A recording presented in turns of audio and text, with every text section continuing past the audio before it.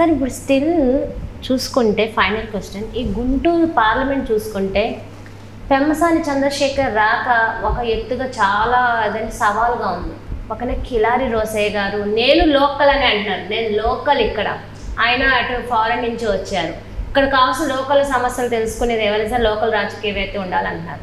మరి ఈ ఇరువురు మధ్య పోటీలో అసలు ఎవరు గెలుస్తారని మీరు అనుకుంటే? పెమ్మసాని చంద్రశేఖర్ ఖచ్చితంగా గెలుస్తారనేది కూడా అంటున్నారు.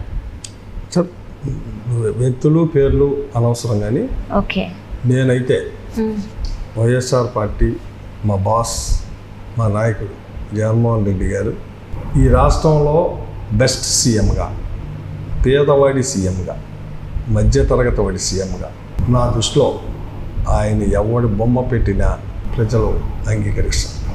ఓకే, ఇక్కడ జగన్మోహన్ రెడ్డితో గెలుస్తారు ఎవరైనా సరే.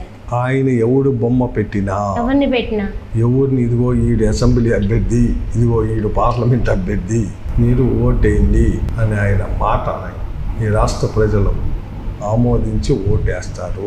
ఎందుకు అంటే మంచి మనసున్న ముఖ్యమంత్రి, పేదల ముఖ్యమంత్రి, మధ్యతరగతి వాడి ముఖ్యమంత్రి, ఆడి బాధలు గాథలు ఈని ఆడి బాధల్ని గాథల్ని తీర్చడం కోసం అంతో ఇంతో ఆ ప్రతి కుటుంబానికి సహాయం చేసిన ముఖ్యమంత్రి, ఇచ్చిన ముఖ్యమంత్రి. సో విమానంలో వచ్చా, విమానం వెనకమాల ఇంకో విమానంలో డబ్బులు వస్తున్నాయి, డబ్బులతో విరజిమ్ముతా, ఇవన్నీ ప్రజలు ఇలాంటి వాళ్ళని చాలా మందిని చూశారు. కొంతమందికి నిజమే అని నమ్మి ఓటెత్తి వాళ్ళు ఏం చేశారో చూశారు.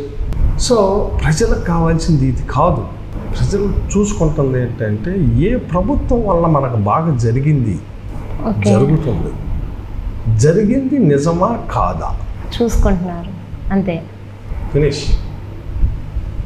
నేను డెఫినెట్గా చెబుతున్నాను, ఈ రాష్ట్ర ముఖ్యమంత్రి జగన్మోహన్ రెడ్డి గారి నాయకత్వంలో మళ్ళీ రెండోసారి జగన్మోహన్ రెడ్డి అనే నేను ఈ రాష్ట్ర ముఖ్యమంత్రిగా అనే డేట్ కూడా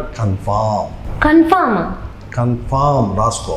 కన్ఫామ్ జగన్మోహన్ రెడ్డి అనే నేను మళ్ళీ రెండోసారిగా ఆంధ్ర రాష్ట్ర ముఖ్యమంత్రిగా, అలాగే అన్నామతుని శివకుమార్ అనే నేను తెనాలి నియోజకవర్గ రెండోసారి శాసనసభ్యుడిగా, ఇది కన్ఫామ్.